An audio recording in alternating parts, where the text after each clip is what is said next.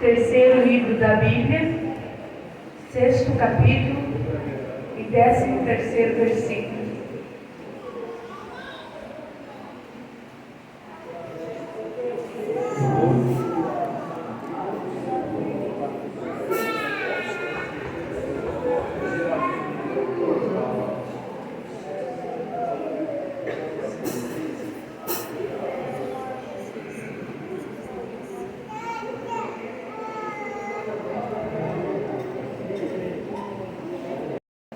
Amém? Quem não encontrou, diz amém?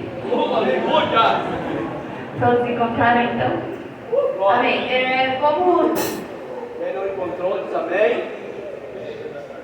Como todos conhecem esse versículo, então eu vou falar uma palavra e a igreja fala outra, tá? Eu vou dizer o fogo, então a igreja vai dizer arderá continuamente sobre o altar e não se apagará, tá? Então eu vou contar com vocês.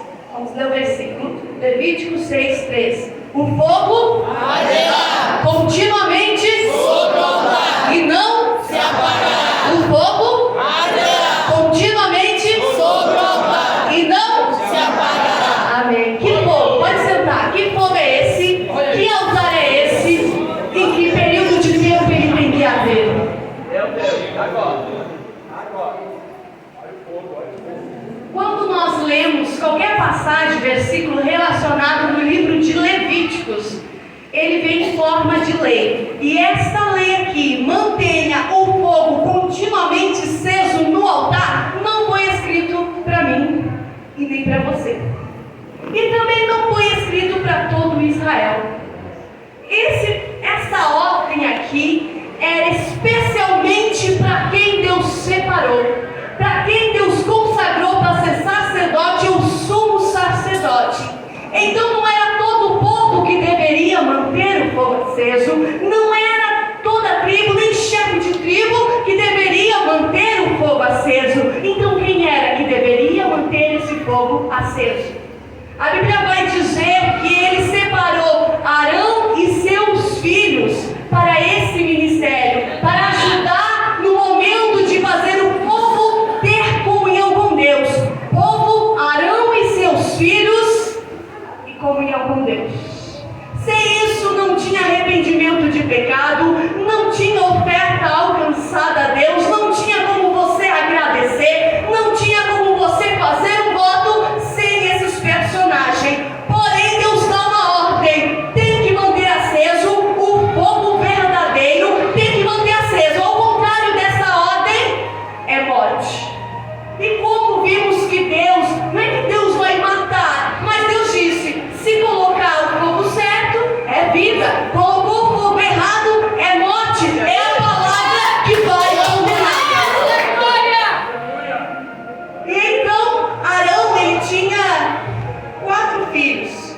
Porém, Nadab e Abiú, eles resolveram colocar fogo estranho, fogo profano, fogo que Deus não tinha ensinado e não estava na lei. E quando isso aconteceu, os dois morreram perante o Senhor, por oferecer para o Senhor, por louvar para o Senhor, por dar o seu melhor para o Senhor, porém morreram. E você, como pai e mãe nessa situação, você adora a Deus, você se consagra, você está buscando, porém os seus filhos morrem perante o Senhor. Porém acontece uma tragédia pela escolha deles. Como é que fica o seu coração? Arão continua ou Arão desiste? Sabendo que Deus poderia, toda lei tem sua exceção, Deus poderia voltar atrás, mas não voltou e deixou ali Arão viver o luto de seus 2 filhos. Mas ele permaneceu, ele tinha mais 2. Porém a luta, porém a dificuldade e a tristeza pode ter ficado no coração dele, mas ele não desistiu do chamado. Ele foi feito como sumo sacerdote naquele lugar e continuou. Porém a morte dos 2 filhos, em faltar pessoas para sacrificar, em faltar pessoas na tenda para ajudar. Aí Deus diz assim para Moisés: chama a tribo de Levi, que eles vão te ajudar, auxiliar. Aí neste momento, que era somente para ser Arão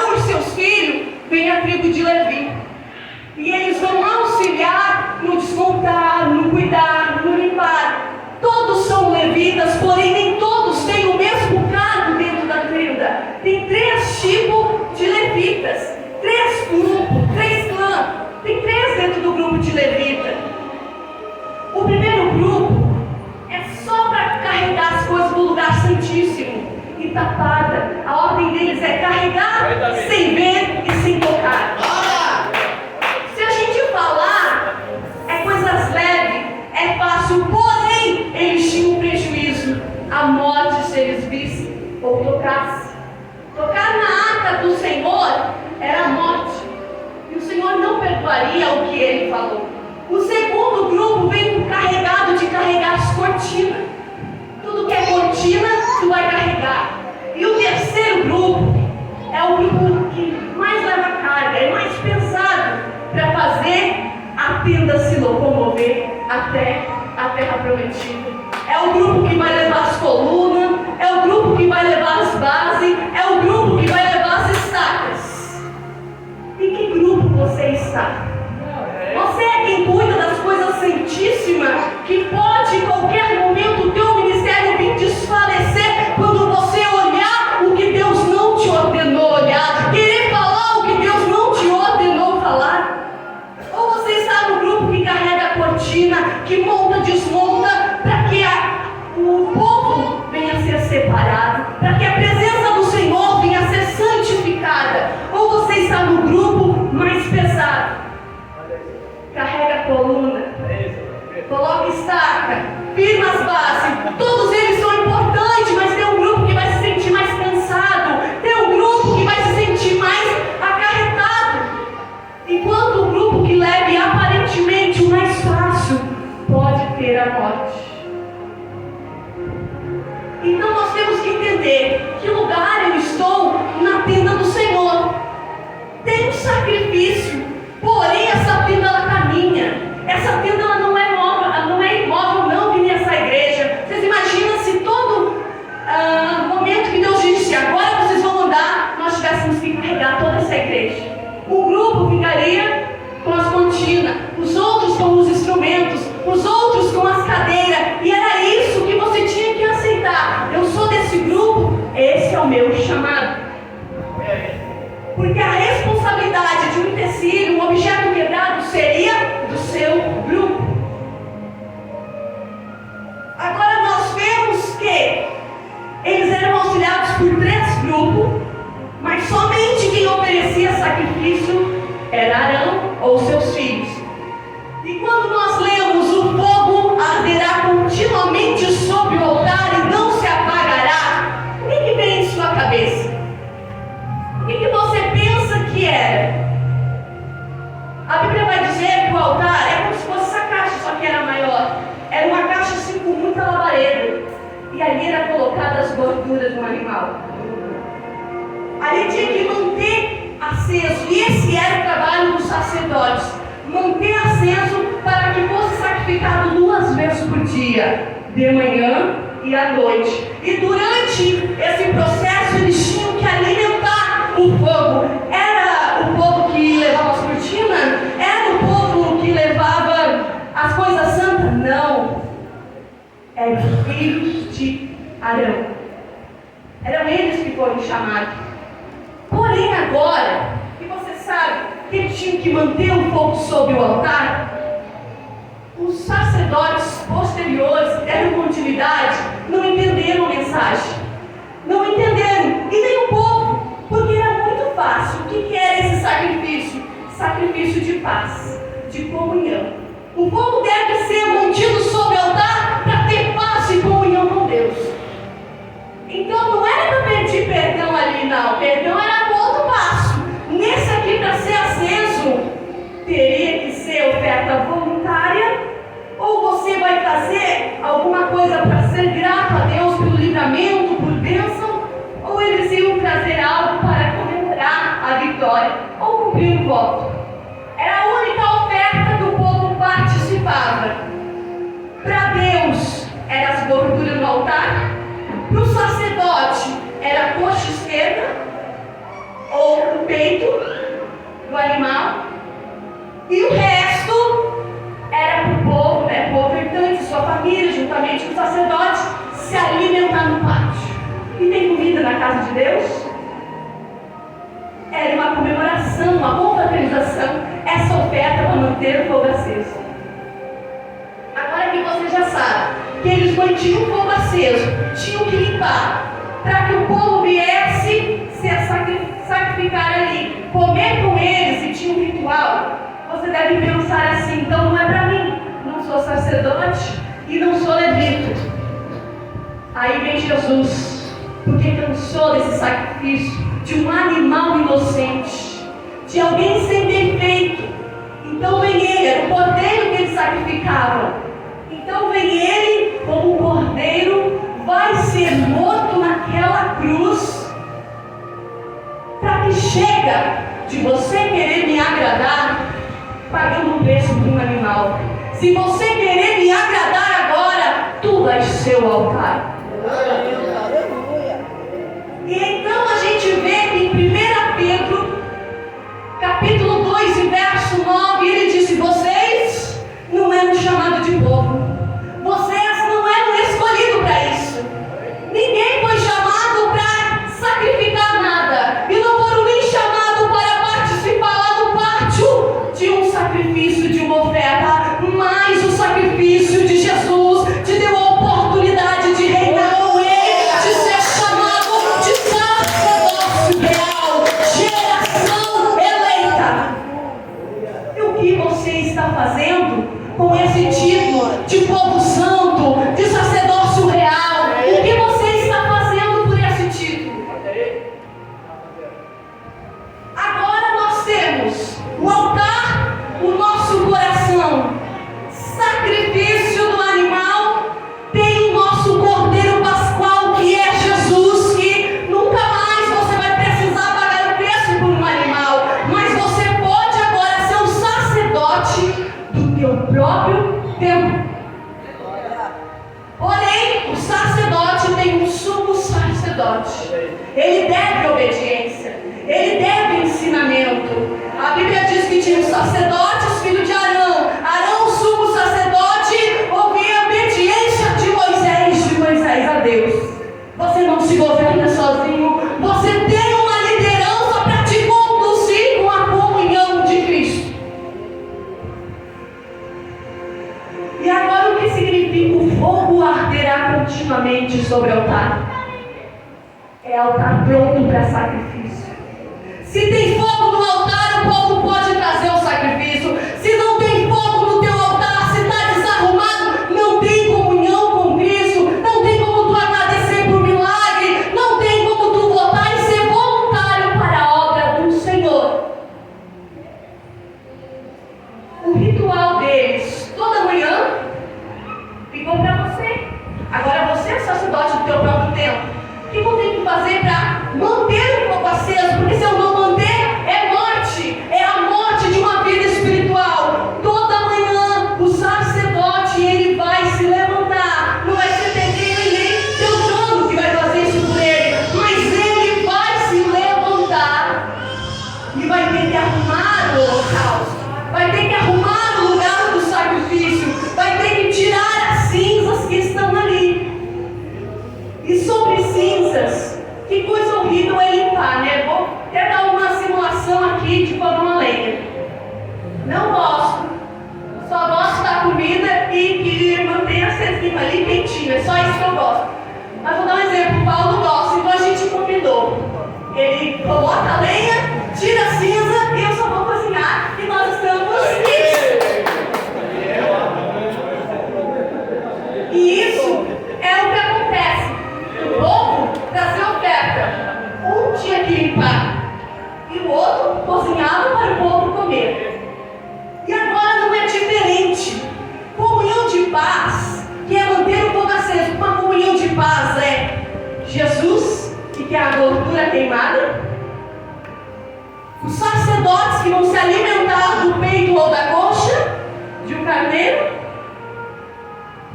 E a família em comunhão no pátio da igreja. 3 coisas que tem que andar em comunhão para fogo aceso no cristão. Não tem como ter fogo aceso se não tem comunhão com Cristo. Porém, a Bíblia diz, essa oferta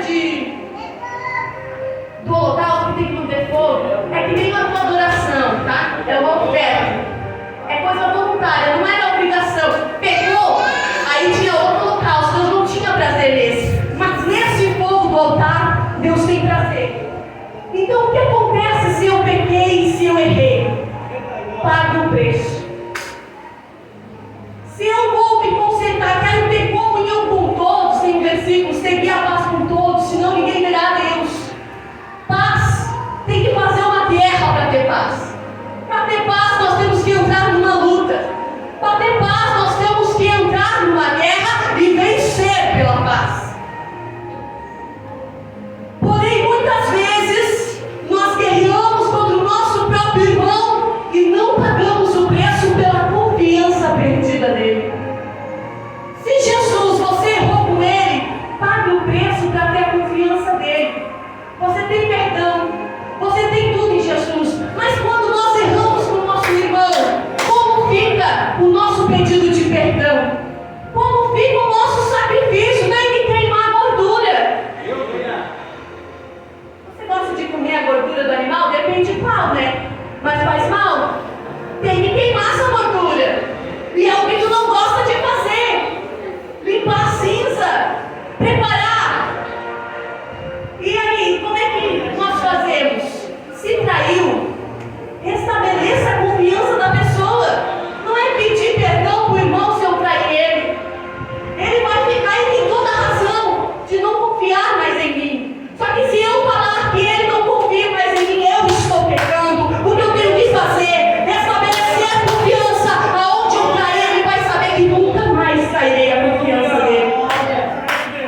Caluniei o irmão. Tudo isso tem aqui no Levíticos. Cada preço que cada um tinha que ter. Caluniei o irmão. Foi em off? Só para uma pessoa? Vai só naquela pessoa e desfaz. Tudo que tu fez em público contra alguém, em público tu deve desfazer. Se for em público se deve desfazer. Para que a comunhão de Deus seja estabelecida. Não tem como tu afrontar publicamente, como tu fazer o que quiser publicamente e depois pedir perdão no privado ou só a pessoa. Porque você causa escândalo. Porque as pessoas vão ver, esse irmão está pregando, cantando. Ah, mas eu já pedi perdão para Jesus. É Jesus, é sacerdócio e é comunhão em família. Você olha para Zaqueu, o verdadeiro arrependimento dele foi oferecer, roubei, vou pagar de volta. Não tem como ter comunhão como Cristo, cear na casa, se não dizer, Senhor, errei nisso e vou me consertar. Zaqueu, ele diz, eu vou oferecer 5 vezes mais. Olha aí, ele retirando a cinza, ele preparando o altar dele para queimar toda impureza. E não é fácil, tem que se desfazer, não é fácil. Porém, a vitória é certa quando nos humilhamos, porque Deus vai responder com fogo. Porque quando tu oferecer sacrifício, tu não vai ser como a viúva, que ofereceu errado e foi queimado e foi morto, e Deus não aceitou e trouxe tragédia e trouxe decepções para a sua família. Nós precisamos contar com o altar. Era 2 vezes por dia a obrigação dos levitas, do sacerdote, e a tua obrigação por Cristo. Como é que tu tem sacrificado a tua vida? Como é que você tem sacrificado por Jesus? Ele já morreu na cruz, agora ele pede o teu sacrifício. Agora ele pede o teu corpo, a tua alma, a tua mente, sacrifício ao Senhor. E quando nós falamos de coração, nós falamos de sentimento. O teu altar, os teus sentimentos, eles têm que estar puro, queimando. Mas como? Fogo. Que fogo que tem que queimar no meu altar? Se eu arrumei, se eu tirei a cinza, que fogo deve queimar? A Bíblia diz que o fogo é o Espírito Santo. Vem o sacrifício que é Jesus e vem o Espírito Santo com o fogo. É através do sacrifício que leva fome a Deus. E é através do Espírito Santo, do sacrifício de Jesus. O Espírito Santo está aqui na terra para você oferecer o teu louvor, para você oferecer o teu voto, para você agradecer pelos livramentos. Porque nós somos cristãos gratos, gratificados pelo sacrifício de Deus. Ou você é ingrato? Porque pense comigo, naquele tempo poderia existir sim pessoas que só sacrificavam pelo seu pecado. E a Bíblia diz que esse sacrifício não era nem um pouquinho cheiro agradável a Deus. Mas Deus perdoava. Quer só sacrificar pelo teu pecado, pelo que tu errou? Deus perdoa. Porém, o que tu pode oferecer para Deus? O que você pode sacrificar para oferecer para Deus a tua vida? Sacrifício vivo. E o que a gente vê aqui é que ele dá uma exigência para a roupa dos sacerdotes. É linho. Não é qualquer tecido, não. Não é qualquer modelo, é vestes comprida. É decência, é elegância. É quente ou é frio, é aquela roupa. E ele já está com o sacrifício. O teu corpo é o sacrifício. A tua roupa perante o Senhor você tem que entender como sacrifício. Porém, se o altar não está arrumado, não vai ter fogo. Fogo, Espírito Santo, é que não desce quando você está em contenda. Ele não desce quando você está irado. O fogo, ele quer queimar. Joga no altar as gorduras. Paga o preço pelo carneiro e jogue no altar as gorduras para ser queimada. O Espírito Santo quer queimar toda raiva. O Espírito Santo quer queimar toda vingança. O Espírito Santo quer queimar toda tristeza que há no seu coração. O Espírito Santo quer queimar toda enfermidade. O Espírito Santo quer queimar o que te incomoda. Fala para ele, arruma o teu altar e larga que ele vai queimar. Vai queimar inveja, vai queimar impureza, vai queimar o que está te afastando de Deus. Tenha nela pela comunhão estabelecida, é todo dia. Não era quando era festa, era diariamente. Levantar de manhã, arrumar o altar, levantar. Por quê? Porque em qualquer momento poderia vir um sacrifício, o altar tinha que estar pronto. Em qualquer momento você pode sacrificar a Deus ou você não está pronta. Qual é o seu momento que você pode? Ou você escolhe o momento? É levantar e adormecer com Cristo. É andar e respirar o teu ar que é Cristo. A tua vida tem que ser aroma. No teu trabalho eles têm que ver uma serva de Deus, um servo de Deus. Aonde você andar eles têm que dizer: aí brilha o Espírito Santo. Eles têm que querer dizer: pode o mundo falar mal das tuas vestes, do teu cabelo, pode o mundo querer oprimir, mas eles têm que confessar que vê Deus em você. Eles têm que confessar que você é diferente. Glória a Deus. Você já recebeu um elogio de alguém que não é crente e diz assim: eu vejo Deus em você. Ai, como é lindo esse teu cabelo. Você já recebeu e é gratificante saber que o teu testemunho está sendo notado, a tua vida está sendo notada. Porque por mau comportamento falam, mas por bem também vão falar. Então que nós sejamos notificados com coisas boas na presença do Senhor. Por que nós vamos parar de tirar cinzas? Por causa do cansaço, preguiça, relaxamento, falta de uso. Amanhã, hoje eu não preciso. E todas essas pequenas coisinhas vão deixando o fogo se apagar. Todas essas pequenas coisinhas que tu deixa de fazer para Deus. Amanhã eu oro, amanhã eu vou na igreja, outro dia eu faço. Todas as vezes que tu ficar adiando o teu compromisso com Deus, o altar vai se esfriando. E cadê o aroma agradável a Deus? Cadê o aroma que você está produzindo que é agradável a Deus? Para não ter o fogo aceso, tem que ter o quê? Madeira. E o que Jesus foi pregado? Uma cruz, uma madeira. Para não ter fogo aceso, tem que estar com o teu chamado. A cruz era a missão de Jesus. E foi para isso que ele veio ao mundo. Não receberam ele, mas ele veio para a cruz e a cruz ele foi. Para que você foi chamado? Tem que estar alimentando o fogo do Espírito Santo. É o teu chamado, é cumprindo o teu chamado com o Espírito Santo e aceso na tua vida. É ele que vai queimando toda a impureza. Aí você pega e larga a gordura do preço que você pagou, das tuas renúncias, do que tu teve que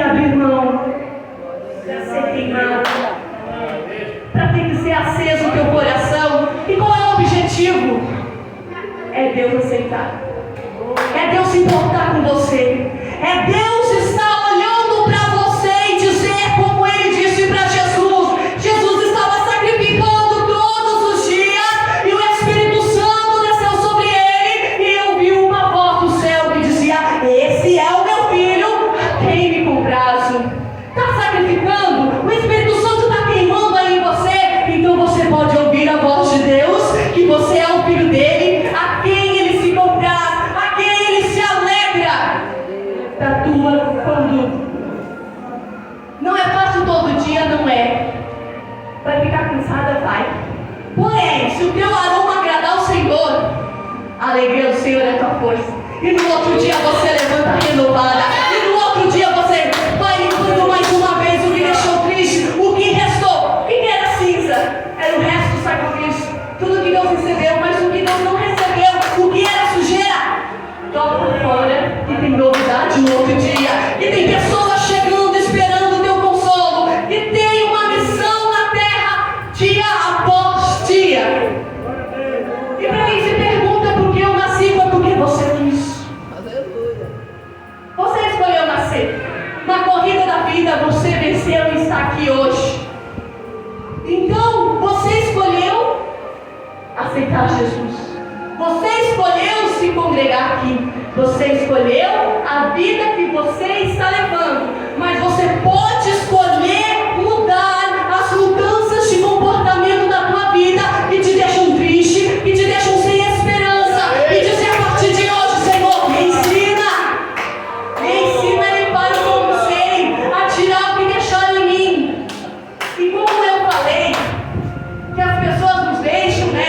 O traído vai ficar sentido. A mesma coisa com você. Se a pessoa não foi até você se consertar, se limpa. Limpa a cinza, tira pra fora do arraial. Aí, irmã, é indo até a pessoa? Não, não faz isso na vida. Se você quiser, faz. A gente vê que a história de José que veio até ele pelos irmãos. Porém, a mulher de Potifar não foi até ele. E sumiu da vida dele. E ele também não foi atrás.